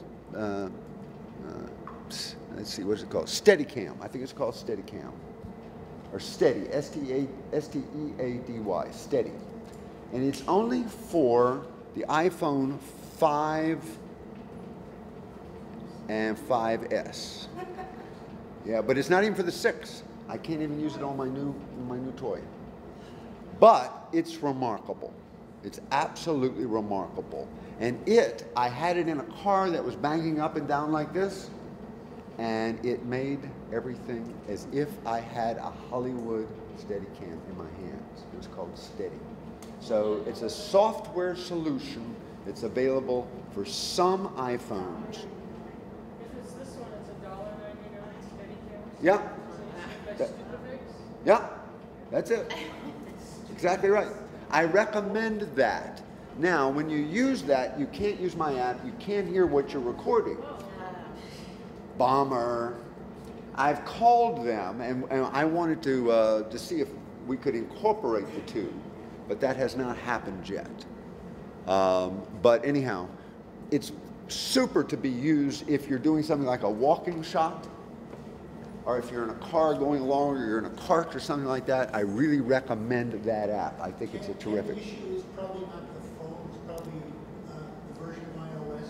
When you talk to them, did they say they were going to port it over to iOS 8? You know, I didn't talk to them. I talked to them 6 months ago, so that issue hadn't come up yet. That's got to be working. They've got to be working It's the on it. operating system. They absolutely have to be working on it. But yes, and there's some magic that they're doing. It's a French company. And that's on, you found that on the App Store? Yeah, it's right there. Called, did I get the name right this time? Steady camera, stabilization, and slow-mo. That's it. That's it. Yeah. So anyhow. You just bought it.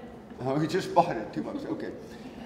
I love apps. You can't go too far off, right? For $2, even if it doesn't. How do you combine the brightness, color, steady? I mean. Oh, now you really want to get sophisticated. No, I'm just. All right. So we've solved a lot of problems today. Let me tell you what we've solved. We've solved the audio problem, and we've solved the shake problem. There's two big ones. But there's some more problems. One is focus, and the second one is lighting. All right?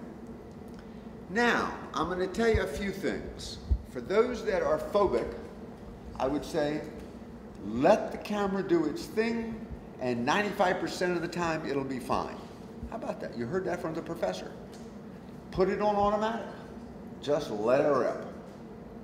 And this is after shooting hours of video, I've come to this conclusion. Pretty much, it's going to do pretty well if you don't do anything. Except for the stabilization thing. Well, except for the stabilization, we talked about that. Okay. Except for the audio, we talked about that. But you asked me about the color, the lighting problem. Right. Okay, now I'm going to try yet again to hook up my own phone and to try to demonstrate to you how it works. Oh, no, I'm not. Maybe, I'm trying to think the simplest way to do this. If I hold this up here, maybe we can all see, because my screen is so amazingly large. All right? The problem today, I'm scared to death to drop my own phone, especially right in front of everybody. So if you don't mind, I'm gonna, oh, I hate that thing. Put this on here. And I'll put this. Can everybody see the screen even though it's not very big?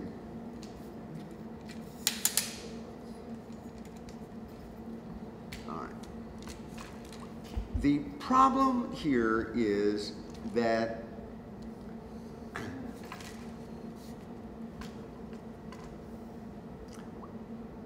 if we have two different things in here, let's see, if we have a bright thing,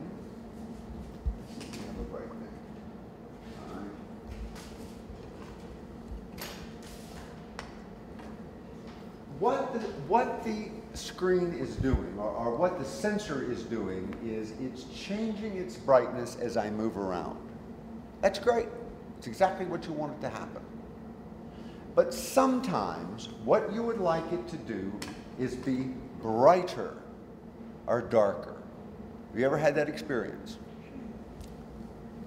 So what you can do with my app, lock either the focus or the exposure. And did you see the way I did that? I just touched it. Okay. Now I can lock both, and now both are locked. So even if I come up to something very close, it does not refocus. Does that make sense? If my app is running, how many people did download the app? Okay, go ahead and run the app now and see if you can do what I'm suggesting. Now, unfortunately, let's go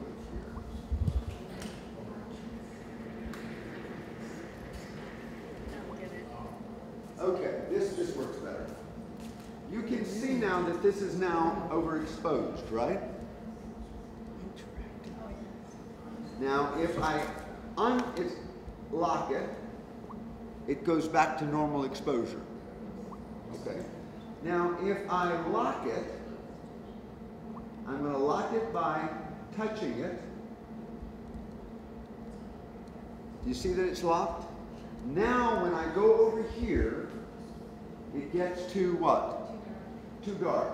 Now I can unlock it by by coming up here and touching this. Come on. And it unlocks itself. Did you see what I did? Okay, why would you want to do something crazy like that? Okay, Bill, you're going to come over here for me. You can move your chair right over there. I'll just stand. You can just stand here. Yeah, Okay. Now, oh, Bill, this is perfect. You are absolutely perfect. What's the problem with Bill? Little dark. He's a little dark. So now what I want to do is I want to try to expose for Bill.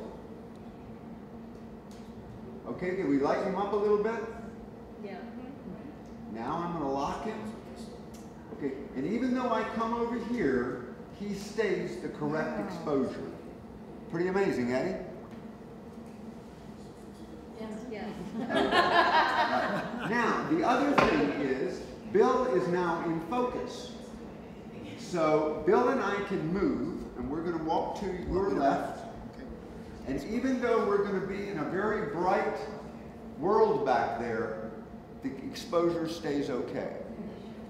Now, normally, when do we run into this problem? When you're in front of a window. This is when you're going to have this problem. Or stage lighting. There are many other times, but the window turns out to be the most frequently problem. And I just showed you how to solve that, which was you take the exposure and then lock it, and then everything is okay. Then even though you have a bright, then the person can go backwards and go anywhere they want, and they will stay exposed correctly. And the window won't throw off the focus, the exposure. Good? Okay. Did everybody try pushing it a little bit? And did it lock? Good. Okay. And how do you retrieve it out of your, I'm sorry to ask you, but yeah. So it okay. In there? Yeah. So where's the video hiding out at? Yeah. The video is hiding out under this thing. Yeah. So I'm going to now push this, and this looks like, oh, my wife would be so embarrassed. And there's the video. Okay, don't tell her I showed you that. Okay, and then back we go. And so here's where the videos are hanging out. And how do you see them? I mean, like, so there it is. Yeah, okay, now she wants to know how you see them. Here they are, and now we can push the little eye, and it plays. Enough of that. All right, everybody see how it works? Now, okay, now, the zoom. The dirty secret about the zoom. So my app has a zoom. And you think, well, that's great. You don't need a zoom lens. He's got a zoom on there. The truth is, it's an electronic zoom. It's called a digital zoom. And what it's doing is taking a part of the image. And you don't want to do that. So even though I have a zoom on my app, I do not recommend using it, and I only use it under one circumstance. You saw in my little demo that I did zoom in on the boat, and it looked good. Because zooming is not just a technical thing, it's also an illusion. Sharpness is an illusion. When you're outdoors and you've got a lot of light, the zoom works okay. When you're indoors and it's low light, you don't want to do it because it'll look all grainy. Sneaker zoom, you walk in and you walk out. Think of it as a fixed lens. And when I want to go in and do a tight shot, I walk in and do it. In general, I don't recommend zooming when you're shooting. The third biggest amateur mistake you can possibly make is to zoom. Why? Does anybody know why? It's not natural. You can't zoom. Sit there and try to zoom with your eye. It's not a natural act. So it is used in television and movies sometimes, but basically it's misused most of the time. Stay away from zooms, stay away from pans. do you have the Zoom function on your? Now we're among people, we're among freelancers who make money, right? Well, it's just a No, I'm explaining though. Okay. The answer is not aesthetic, the answer is to sell the app. And we knew that it wouldn't sell without that feature. And I have to tell you that of the features that are on here, the one of course that I love is the fact that you can hear. That's not the feature anybody plays with, it's the zoom. And when I give this app to people, the first thing they do is they zoom in and out and they think, well, that's great and I'll buy it. So it's a commercial thing. Marketing. It's a marketing thing. So should you not move back and forth either? No, not when you're not. No. You should do it by taking a close shot and a wide shot. And in fact, that's the next thing I'd like to do, if I can show you a little video about the kinds of shots, and then we're going to do one more exercise. How's that sound? And what about the stabilizer? How do you use the stabilizer on your app? It's running. Oh, okay. Okay, I'll show you. I mean, you don't have to turn it on, or? Let me show you. You go to the little thing that looked like a gear. Everybody see this little gear here at the end? Everybody with me? Yeah. You go to the gear, and this is where you can find all kinds of things. So this is clip metadata. And that's where you can put in your name, you can put in your copyright, you can put in the project, and so that every clip will have your name on it and will have the project automatically written on it. GPS location you probably don't need. Camera, back and forth. Resolution, you want to be at HD. Okay, that's the high one that we talked about. Video quality, you want to be at 100%. Frame rate, just let it decide itself. This is basically the shutter speed that it's going to be at. This, called digital zoom, keeps it from going too much zoom. In other words, the camera itself will zoom 5 times.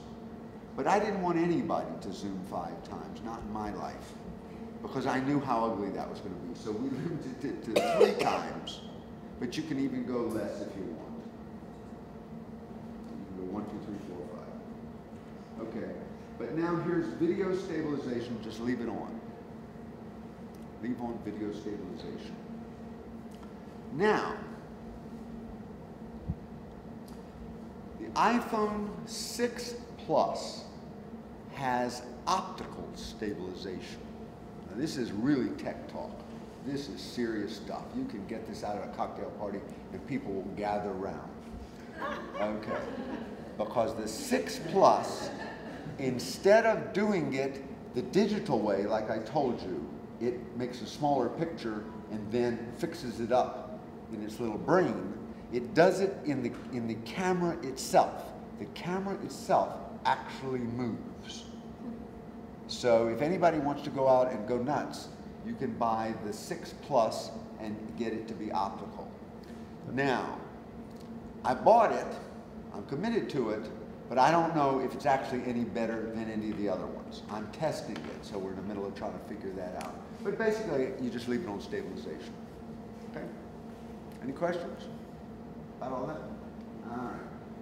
And then this has to do with whether you send it to camera roll. Does everybody know how to get the pictures out of the iPhone? Yeah. So you want to keep it on automatically export? You can. In fact, I won't just select all. I'll just select this one. And then I'm going to go to export, and it sends it to camera roll. Okay? And what is camera roll in the world of iPhones? It's where your photos are all stored. And then does everybody know how to get it from camera roll to the computer? Okay, some of you do, some of you don't. So you hook this cord. You hook the cord that goes from the camera to the computer. Does everybody, that came with it. All right? And when you do,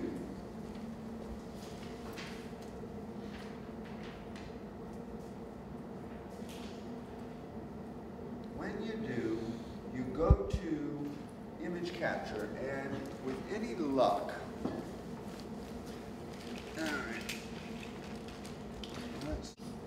all right. in here. I sent that one to the camera roll, so we're going to go find camera roll. All right. And on camera roll,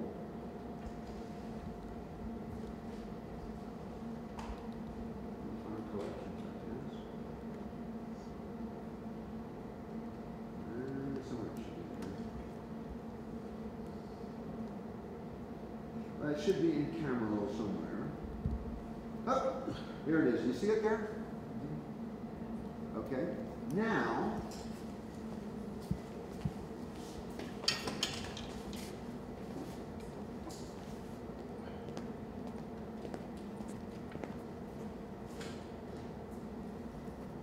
aha!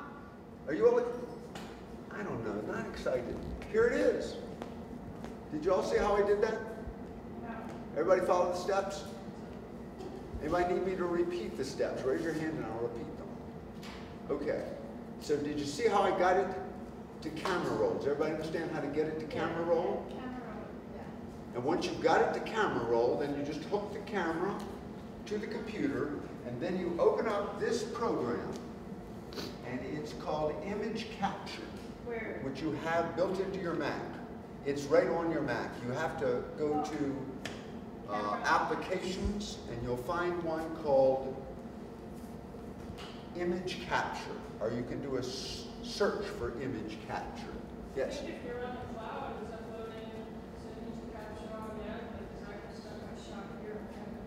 Correct. So you can pull it down from the cloud also. That's another place you can pull it down from. Where does it go? Where does it go? So, Sorry to hesitate. I mean, where do I find it? Did I do it? just do a search for image capture, and it might.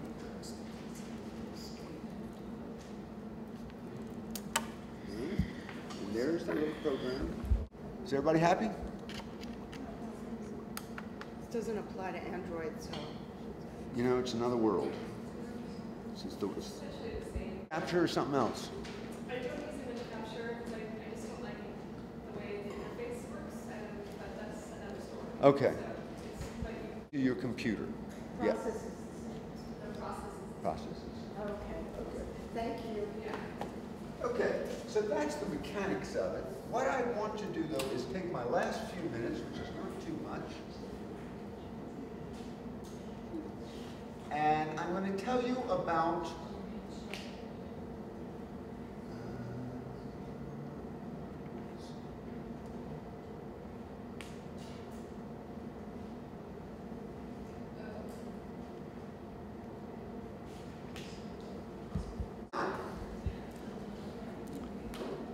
I want to tell you two things to wind up with.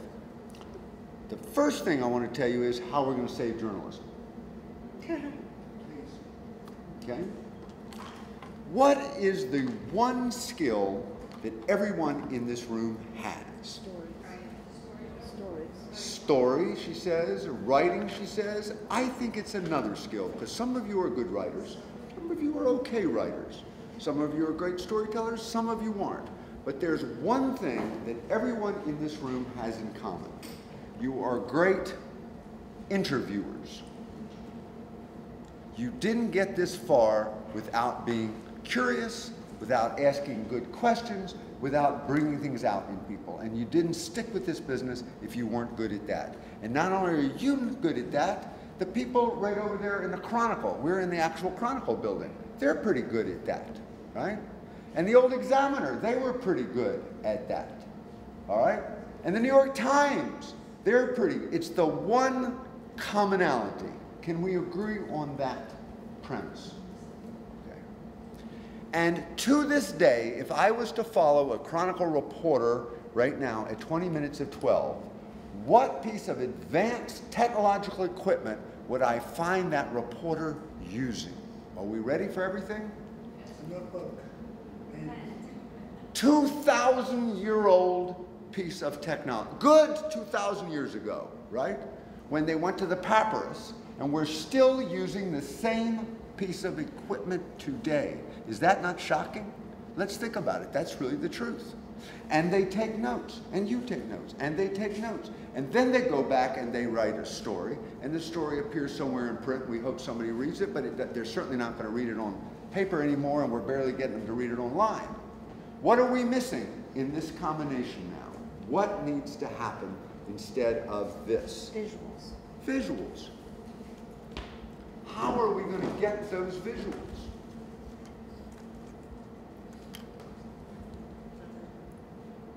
The iPhone.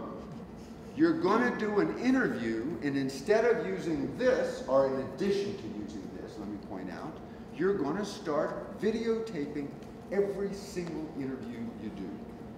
And what are the two things that you need to do that interview and do it with class and do it professionally? iPhone and the skills we talked about today.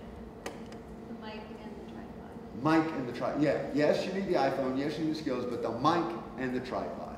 That's all. Stop there. No more. No more complicated. Don't change what you are doing.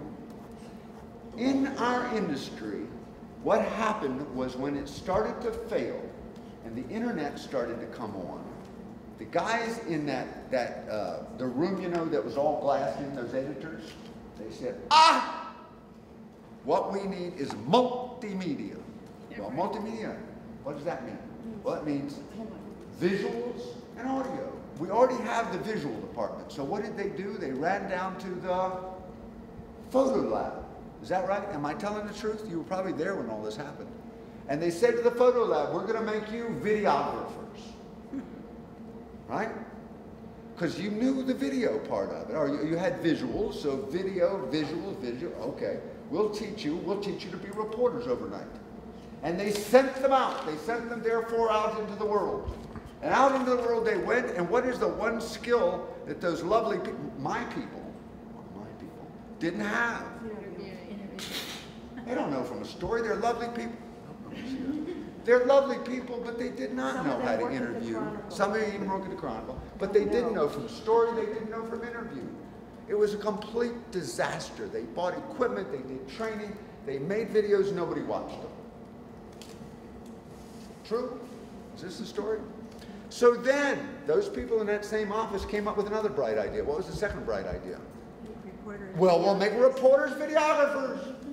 And so they ran out into the room and they bought little cameras for them and they gave them 24 hours of training or 5 hours of training or whatever they gave them, and guess what happened? It was a total disaster. They hated it. They didn't want to be videographers. They wanted they wanted to do the story. And they weren't very good at it. And they did not make good videos. Nobody watched those videos either. So it didn't work on your end. All right. What I am proposing is not to change anybody's behavior, because I don't believe that worked. I'm not proposing to change your behavior. I'm proposing to let you do exactly what you do today, tomorrow, and yesterday, which is great interviews. Okay? But I am proposing that every time you do an interview, do what? Record it on video. Don't worry that every question is not going to be perfect, or that every answer is not going to be perfect. The first thing I'm going to tell you is the most amazing secret of all.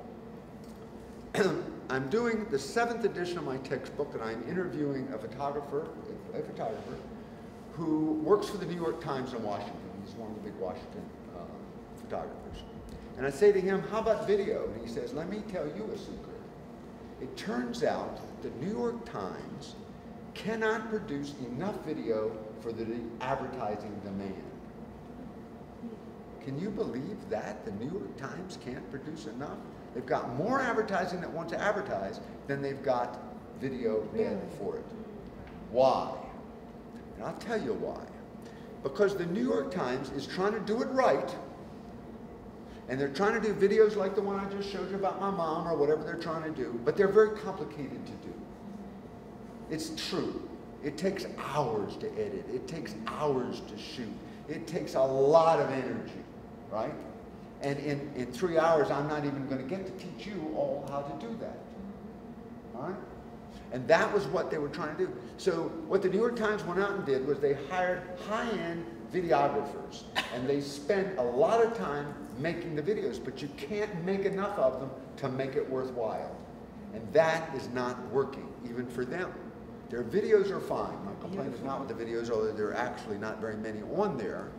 And when you go to look at them, there are very few that are actually produced. But the ones that are produced are just fine. But the cost ratio of what it takes to make and do. My argument is that they could be making hundreds of great interviews, Q&As, and they would then have the material to put ads on. Maybe you don't know this, but if you yourself put up any of the videos, even the video he's taking right now of me waving my hands around, you put it up on YouTube, there's a little box you click and they'll automatically put an ad with it. Did you know that? But you don't get paid for it, do you? You certainly do. If you can get enough people to watch me wave my hands, you will get paid every time you get a click. Really? Period. It's automatically done. You just have to have all the key words. Ken Kobré waving his hands in the Chronicle, all the key words, and get enough people, and then get all your friends and all their friends to watch it. But I'm suggesting something slightly different. I'm saying that organizations like the New York Times or the Chronicle and all the organizations you are working for need to take those interviews that you're already doing and start to put them up online. And you're going to have a really interesting increase in volume. Okay? Now, what are some of the objections to that? Well, the first objection somebody's going to make is not everybody's going to want to watch every interview I do. Is that right? Do you have to put it up? No. So if the interview is no good, you don't have to put it up. If the person is bland or dull or... Not everyone wants to be on camera. Not everybody wants to be on camera. We can start knocking them out, but what is my start position? Record. If you do not record, I guarantee you it won't get on the internet. Can I ask you a question? Yeah. So one of the problems that I have is that this is my first smartphone, and when I bought it, they said, how much storage do you want? And I said, oh, what am I going to put on it? I don't need storage on my phone. Exactly. You got 16 gigabytes of sad little storage. I don't even think I have that. Okay. It's like 4 or 8. Ooh. No, you're right, it's 16, but I have 4 left, and I do 1 or 2 videos, and it won't let me record them. So glad you asked. So, okay. So when I went to buy mine, I bought 128 gigs. That's what I do for a living. All right. So my answer, unfortunately, with the iPhone, as compared to the Android, by the way, now this is the one time the Android really gets to sing. This is your moment. You can't add anything with a stupid thing. You have to go buy another telephone. But next time you buy, get storage. Android allows you to put in cards and add. Much more clever. There are some devices coming out for iPhones like that. They're pretty pricey, but they'll get cheaper. You can download, correct. You can hook it up to your iPhone and download and then keep recording. Now you can download to your computer if you're willing to drag your computer along. Can't you also set it to automatically be uploading to the cloud or something? So. Now, I wish you hadn't asked that. Okay, the dirty little secret.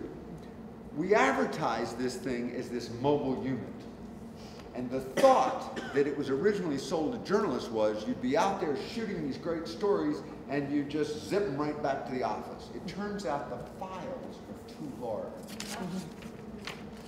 Practically speaking, if you can't find Starbucks, you're not going to get those biggie files. Now, if you get a short file and it's the second coming, Jesus arrives, send it. Right. Short of that, you're going to need some more power to upload it. That's the truism. So the idea of continuously is pretty difficult, especially if you're going HD. What about a streaming channel? You could do a streaming channel, but it's the same problem. You have to way reduce the quality, and you have to do it in the front. You could. Well, if it's streaming, it will be very reduced. That's what I mean. I mean, we stream smaller. And you don't need to know about it, but that's about what to happen. If you want to write it on your notes, This is 264, and the next one is called 265, and all the new devices will be able to do this, and it will be, all the files will be half the size. So I'll be able to fit more video on this. Yeah, but what I'm really going to tell you is what? You need to buy a new one. Buy a new one. Well, can I ask another question, because I do. Mac is not high quality. Oh, it's not as good as this. What about an iPad? Okay, so the iPad has been delayed, so they put the good cameras first in the phone and then in the iPad. So really the phone's the best choice. The phone has the latest and greatest, but if you have the very, very latest iPad, it's probably equal to the last version. This is the best I can figure out. Okay. Because on the iPad, they don't tell you which iPad it is. It's impossible to know, strangely enough. Right. It's a very bizarre thing. But you have the, Can you believe it? Boy, would I come prepared. So this will hold an iPad, and you can then put it on a tripod. Okay, so it's possible. You can do almost anything. The advantage is you have a nice big screen, but the disadvantage is the camera is not quite up to the same speed. So let's see. Do I dare try this once more? More to plug this in so that I can show you how to do that. and what is that called, Ken? What is that called, the thing you're plugging in? This just allows me to plug it into a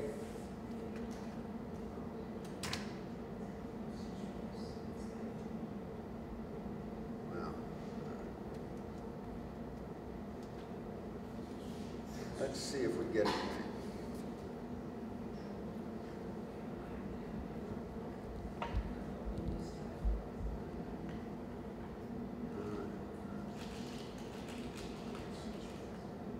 Oh, there.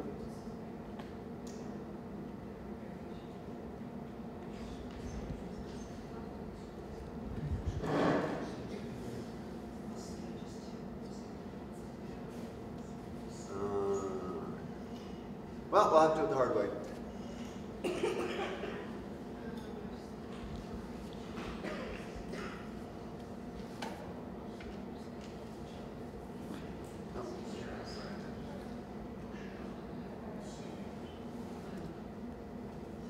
Okay, so that's not what we want to see.